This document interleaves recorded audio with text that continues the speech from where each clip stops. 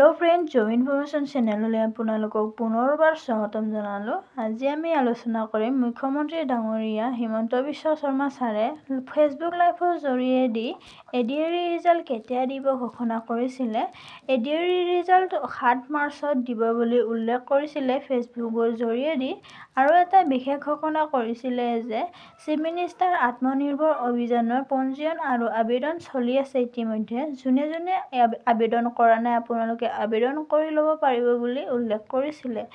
আৰু ইয়াতে কৈছে যে ছাত্ৰ ছাত্ৰীসকলক বহুতো কথা কৈছে আমাৰ হিমন্ত বিশ্ব শৰ্মা ছাৰে এডিআৰই ছাত্ৰ ছাত্ৰীসকলক কি কৈছে এই ভিডিঅ'ত আমি জানিবলৈ চেষ্টা কৰিম। আৰু ভিডিঅ'টো ভাল লাগিলে আপোনালোকে লাইক কৰিব, কমেন্ট কৰিব আৰু সাবস্ক্ৰাইব কৰিবলৈ নাপাহৰিব। আহকচোন আমি চাওঁ।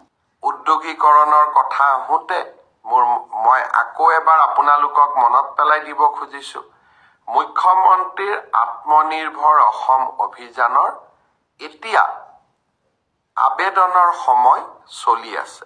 অহা 28 ফেব্ৰুৱাৰীত এই আবেদনৰ সময় শেষ হ'ব।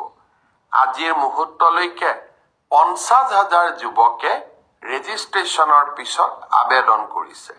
মই ভাবো যিসকলে এতিয়াও ৰেজিষ্ট্ৰেশ্যন কৰি আবেদন কৰা নাই তেখেতসকলেও যাতে আবেদনৰ প্ৰক্ৰিয়া সম্পূৰ্ণ কৰি লয় তাৰ বাবে মই যুৱক সমাজক আকৌ এবাৰ আহ্বান জনাম।